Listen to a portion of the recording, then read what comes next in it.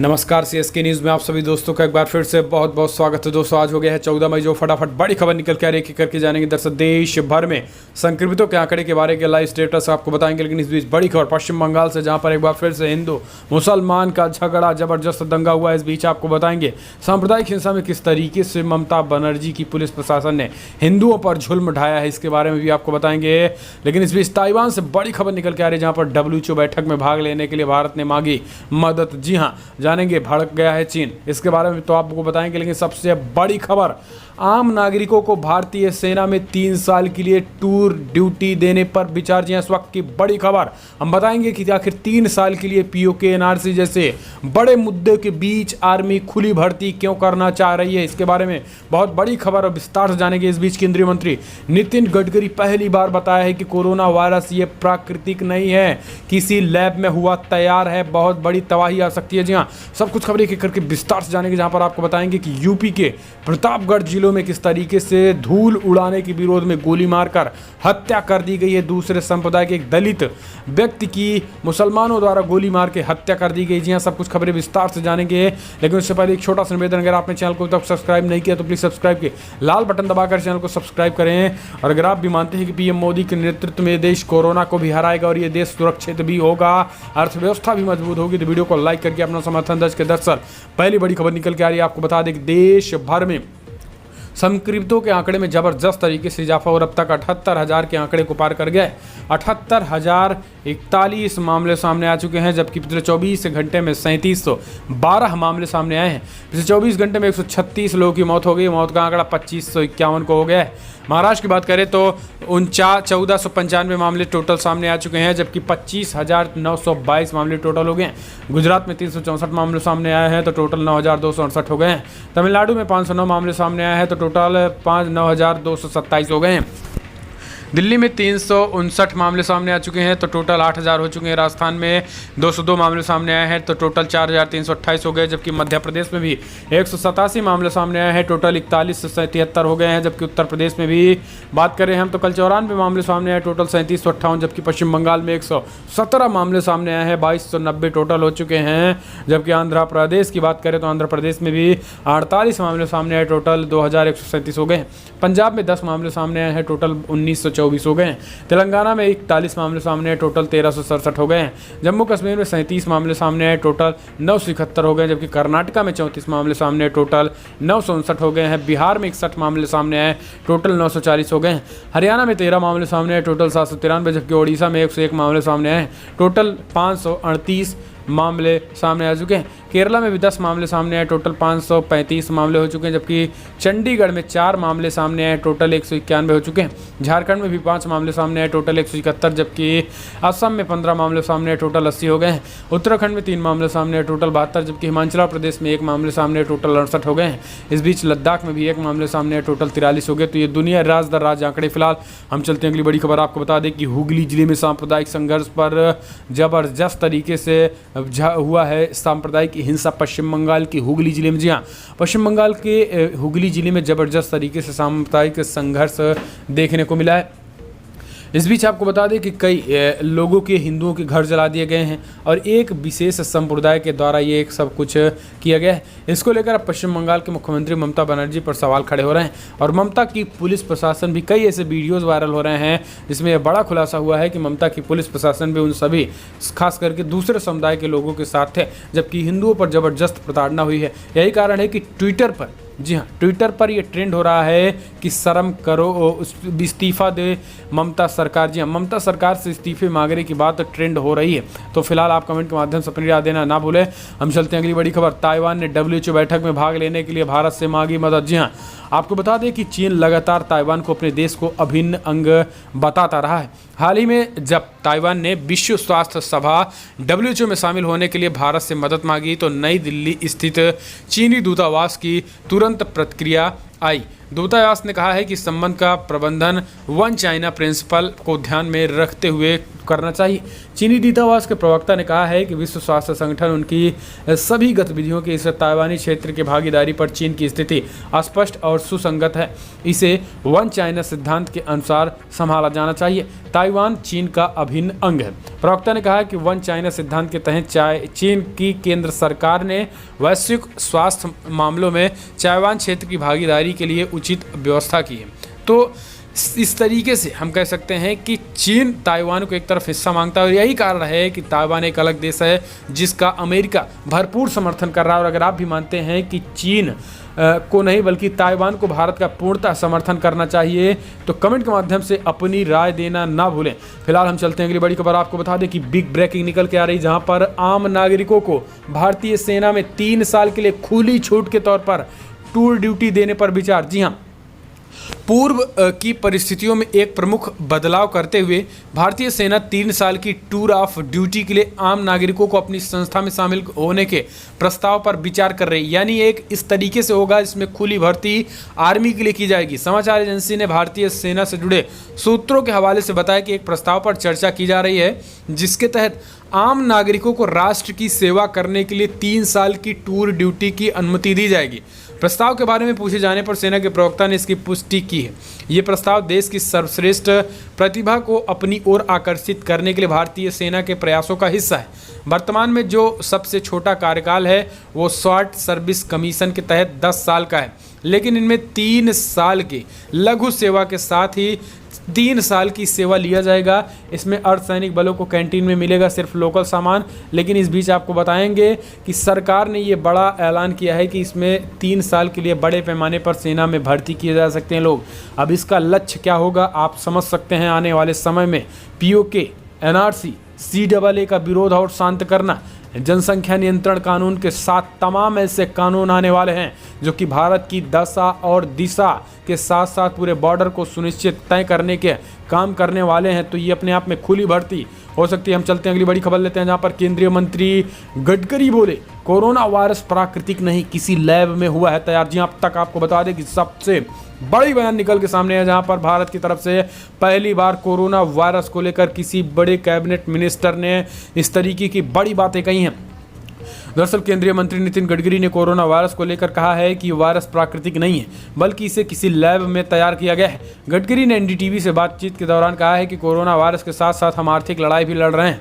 केंद्रीय मंत्री ने कहा है कि हम हर महीने लॉकडाउन के नहीं बढ़ा सकते हैं, पुख्ता सुरक्षा व्यवस्था के साथ हमें बाजार को खोलना ही पड़ेगा।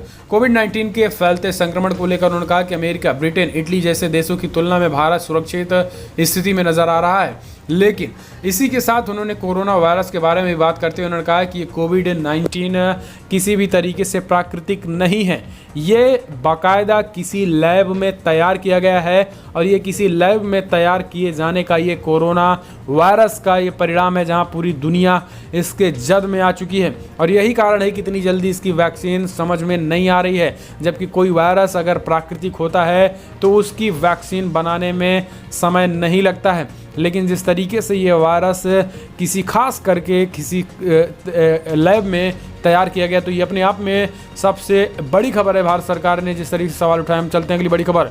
आपको बता दें कि यूपी में धूल उड़ाने का विरोध करने पर गोली मारकर हत्या कर दी, 3 घायल हो गए हैं। जी हाँ, आपको बता दें कि बड़ी खबर निकल के आ रही है। यूपी में प्रयागराज के बगल प्रतापगढ़ है। जी हाँ, प्रतापगढ़ में नगर कोतवाली क्षेत्र में पूरे शेख टेउगा गांव में बुधवार की देर शाम मामूली विवाद में दबंगों ने ताबड़तोड़ फायरिंग कर दी, एक युवक की मौत को घाट उतार दिया है। इसके साथ ही 3 लोगों को गोली लगने से घायल हो गए। आपको बता दें कि गांव के अनिल कुमार सरोज उर्फ बबलू, जी हाँ, दलित व्यक्ति की गोली मारकर हत्या उस वक्त कर दी जब अपने सड़क के किनारे मैजिक के घर के सामने तेज रफ्तार से उनके घर से एक मैजिक निकली जो कि बड़े पैमाने पर धूल उड़ाते हुए चली जा रही थी। और इसी को लेकर थोड़ी एक आवाज़ में, तेज़ी आवाज़ में बबलू ने उन लोगों से कहा कि थोड़ा धीरे चलो वरना किसी बच्चे दब जाएंगे, इस तरीके से धूल उड़ाते हुए मत चलो। बस इसी के बाद कुछ लोग बाइक से आए। कुछ लोगों का मतलब हम आपको बता दें, स्पष्ट कर दें कि जिन लोगों की मृत्यु में जो तलाश करने के बाद पुलिस प्रशासन ने जो हमलावरों के रूप में तलाश किया है, उनमें शाहरुख उर्फ जब्बार निवासी नरवा कस्बा के हैं। 3 मुस्लिम समुदाय के लोग हैं, इसलिए सांप्रदायिक माहौल को देखते हुए पुलिस प्रशासन भी तैनात हो गई है। लेकिन एक छोटी सी बात पे इस तरीके से गोली मार देना ये दिखाता है कि कितनी ज़्यादा देश में एक खास समुदाय में असहिष्णुता हो गई है। ऐसे में सरकार के साथ साथ कांग्रेस पार्टी के उन लोगों को भी सोचना पड़ेगा। एक दलित व्यक्ति की गोली मारकर हत्या कर दी गई, लेकिन अभी तक किसी भी कांग्रेसी द्वारा सवाल नहीं उठाया गया। अभी तक ना तो अखिलेश यादव द्वारा ना ही किसी विपक्ष द्वारा ये सवाल नहीं किया गया कि आखिर क्यों गोली मारकर हत्या कर दी गई एक दलित परिवार जो कि रो रहा है। फिलहाल आप कमेंट के माध्यम से अपनी राय देना ना भूलें। हम चलते हैं अगली बड़ी खबर लेते हैं, जहां पर आपको बता दें कि चलेंगी शताब्दियां, दूसरी एक्सप्रेस स्पेशल ट्रेनें भी चलने वाली हैं, वेटिंग टिकट भी होगा बुक। जी हाँ, देश में जल्द ही शताब्दी से दूसरी मेल और एक्सप्रेस ट्रेनें भी स्पेशल ट्रेनों के रूप में चलने शुरू हो जाएंगी। रेलवे बोर्ड से जुड़े सूत्रों ने बताया है कि इसके लिए तमाम तैयारियां शुरू कर दी गई हैं। दरअसल अब तक केवल राजधानी स्पेशल ट्रेनें ही चल रही थी, वहीं नई स्पेशल ट्रेनों में वेटिंग टिकट भी मिल सकेगा। इससे पहले इनमें केवल कन्फर्म टिकट ही बुक हो रहा था। प्राप्त जानकारी के मुताबिक नई स्पेशल ट्रेनों के AC coach 1 coach 20 waiting ticket दिए जाएंगे। तो इस तरीके से एसी कोच भी अब बुकिंग शुरू हो गई। फिलहाल हम चलते हैं अगली बड़ी खबर। आपको बता दें कि कोविड-19 से लड़ने के लिए प्रधानमंत्री केयर फंड जारी करेगा 3100 करोड़ रुपए। जी हाँ, बड़ी ऐलान कर दिया गया प्रधानमंत्री मोदी कि इस पीएम केयर फंड में कोरोना वायरस से लड़ने के लिए 3100 करोड़ रुपए दिए जाएंगे। पीएम केयर्स की बात करें तो 27 मार्च को गठन किया गया, जिसमें 2000 करोड़ रुपए वेंटिलेटर खरीदने पर खर्च किए जाएंगे, जबकि 1000 करोड़ रुपए की राशि प्रवासी मजदूरों पर खर्च की जाएगी। तो 100 करोड़ रुपए वैक्सीन डेवलपमेंट के लिए खर्च किए जा रहे हैं। तो ये अपने आप में एक बड़ी खबर और कहीं ना कहीं सरकार ने ये बड़ी जानकारी दी है। फिलहाल चलते हैं अगली बड़ी खबर। आपको बता दें कि बिग ब्रेकिंग निकल के आ रही है, यहाँ पर दिल्ली मेट्रो भी सामाजिक दूरी प्रोटोकॉल के हिसाब से तैयार हो रहे हैं, चलाने के लिए सिर्फ इशारों का इंतजार। जी हाँ, दिल्ली मेट्रो में कोविड-19 महामारी के जरिए की जारी किए गए प्रोटोकॉल का ध्यान में रखते हुए सफाई और सामाजिक दूरी बनाए रखने की प्रक्रिया शुरू कर दी गई है। इसके लिए दिल्ली मेट्रो में सामाजिक दूरी की मार्किंग भी की जा चुकी है। हालांकि अभी दिल्ली मेट्रो को शुरू किए जाने की कोई योजना नहीं बनाई गई है, लेकिन ये जरूर है कि इन तैयारियों को देखकर ये लग रहा है कि मेट्रो के संचालन की तैयारी पूरी होते ही, जैसे ही ऑर्डर मिलता है, तत्काल मेट्रो चलनी शुरू हो जाएंगी, क्योंकि बड़े पैमाने पर काम मेट्रो में शुरू हो चुके हैं। तो ये भी एक बड़ी खबर। फिलहाल चलते हैं अगली बड़ी को। पश्चिम बंगाल को इस्लामिक स्टेट बनाकर बांग्लादेश से जोड़ना चाहती हैं ममता बनर्जी, श्रीवास चौधरी का बड़ा बयान। जी हाँ, दरअसल आपको बता दें कि राज्य मंत्री पश्चिम बंगाल की रायगंज सीट से सांसद देवाश्री चौधरी ने चौंकाने वाला बयान दिया है। उन्होंने कहा कि पश्चिम बंगाल की मुख्यमंत्री ममता बनर्जी पश्चिम बंगाल को भी मुस्लिम बाहुल्य बनाकर बंगाल से जोड़ना चाहती हैं। यही वजह है कि पश्चिम बंगाल को इस्लामिक स्टेट बनाने में जुटी हुई हैं। केंद्रीय महिला एवं बाल विकास राज्य मंत्री दावाश्री चौधरी ने ये दावा किया है। तो ये एक बड़ी खबर निकल के आई है। तो फिलहाल आप कमेंट के माध्यम से अपनी राय देना ना भूलें। हम चलते हैं अगली बड़ी खबर, जहां पर आपको बता दें कि महाराष्ट्र भाजपा नेता चंद्रकांत पाटिल का दावा, राष्ट्रीय स्तर पर आएगा राजनीतिक भूचाल। जी हाँ, आपको बता दें कि महाराष्ट्र भाजपा अध्यक्ष चंद्रकांत पाटिल ने बुधवार को दावा किया है कि कोविड-19 स्थिति सामान्य होने के बाद राष्ट्रीय स्तर पर एक राजनीतिक भूचाल न केवल पूरे राष्ट्रीय स्तर पर आएगा, बल्कि महाराष्ट्र में भी बड़े पैमाने पर आएगा और सरकार भी बदल सकती है। न केवल सरकार बदलेगी कि कांग्रेस पार्टी के बड़े पैमाने पर नेता बीजेपी में शामिल हो जाएंगे। तो ये चंद्रकांत पाटिल के बयान से महाराष्ट्र की राजनीति में भी भूचाल आ गया है। हम चलते हैं अगली बड़ी खबर। छत्तीसगढ़ में महंगी हुई शराब, बघेल सरकार ने लगाया कोरोना टैक्स। जी हाँ, छत्तीसगढ़ में शराब पर राज्य सरकार ने कोरोना टैक्स लगा दिया है। इस फैसले के बाद अब राज्य में शराब तकरीबन 10% महंगी हो जाएंगी। सरकार के आदेश के मुताबिक शराब की बिक्री पर कोरोना फीस लगेगा।